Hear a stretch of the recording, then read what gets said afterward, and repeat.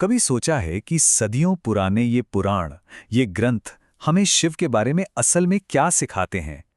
ये सिर्फ कहानियां नहीं हैं, बल्कि ये तो मुक्ति मतलब सच्ची आजादी का एक पूरा रोड मैप है।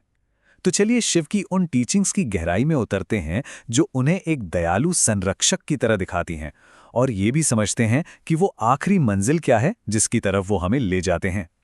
तो ये पूरी खोज ये शुरू होती है एक बहुत ही गहरे सवाल से। वो कौन सा सबसे बड़ा आध्यात्मिक वादा है जो हमें इन धर्म ग्रंथों में मिलता है? ये सिर्फ कोई किताबी सवाल नहीं है, बल्कि हमारी इस पूरी तलाश का सेंटर पॉइंट है, और इसका जवाब हमें सीधे इस प्राचीन ज्ञान के दिल तक ले जाएगा। उस परम वादे को समझने के लिए शुरुआत करनी होगी शिव को उनके सबसे सहज रूप में जानने से, एक अल्टीमेट गार्डियन के तौर पर। ग्रंथ उन्हें सिर्फ एक पावरफुल देवता की तरह नहीं, बल्कि एक बेहद दयालु रक्षक की तरह दिखाते हैं। आइए देखते हैं कि इसका असल में मतलब क्या है। और यहीं पर एक बहुत ही पावरफुल आइडिया सामने आता है। शिव की शरण में कोई भेदभाव नहीं होता। ग्रंथ हमें बताते हैं कि वो हर किसी की पुकार सुनते हैं, चाहे कोई कहीं से भी आया हो या उसका अतीत कैसा भी क्यों ना रहा हो। उनकी करुणा, उनका कंपैशन, उसकी कोई बाउंड्री नहीं है, वो सबके लिए है। लेकिन ये जो डिवाइन प्रोटेक्शन है, ये असल में हमारी जिंदगी में दिखता कैसे है? जरा सोचिए। जब दुख हो तो उससे राहत मिलना, जब कोई खतरा हो तो एक ढाल की तरह प्रोटेक्शन मिलना, और बीमारी हो तो उससे हीलिंग मिलना। पर शायद इन सबसे बढ़कर ये वो तोहफा है जिसकी चाहत हम सबको होती है, मन की सच्ची शांति। और यही सुरक्षा और शांति हमें भक्ति के वरदानों तक ले आती है। और जब हम वरदान कहते हैं ना, तो इसका मतलब कोई एक चीज नहीं है। ये तो आशीर्वाद का एक पूरा स्पेक्ट्रम है जो हमारी रोजमर्रा की जरूरतों से लेकर हमारी सबसे गहरी आध्यात्मिक इच्छाओं तक फैला हुआ है। पुराण इन आशीर्वादों को मोटे तौर पर दो हिस्सों में बांटते हैं। एक तरफ हैं वो वरदान जो हमारे भौतिक जीवन को, हमारी दुनियावी जिंदगी को बेहतर बनाते हैं, जैसे एक अच्छी संतान, धन दौलत या फिर ज्ञान। लेकिन दूसरी तरफ हैं वो गिफ्ट जो हमारी आत्मा को नरिश करते हैं, मन की शांति, आध्यात्मिक गुण और आखिर में वो परम लक्ष्य, मुक्ति।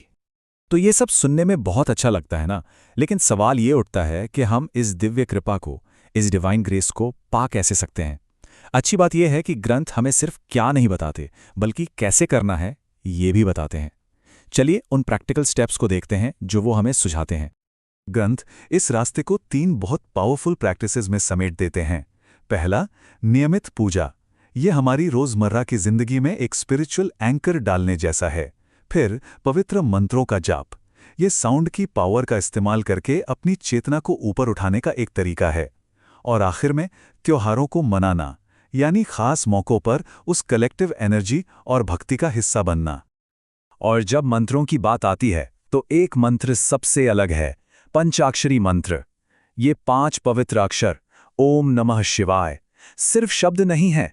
इन्हें शिव की कृपा को अपनी ओर खींचने और उनसे कनेक्ट होने की एक बहुत ही पावरफुल चाबी माना जाता है। और त्योहार इतने जरूरी क्यों हैं? जरा सोचिए, महाशिवरात्रि जैसे दिन जो होते हैं वो आध्यात्मिक रूप से बहुत ज्यादा चार्ज्ड मोमेंट्स होते हैं।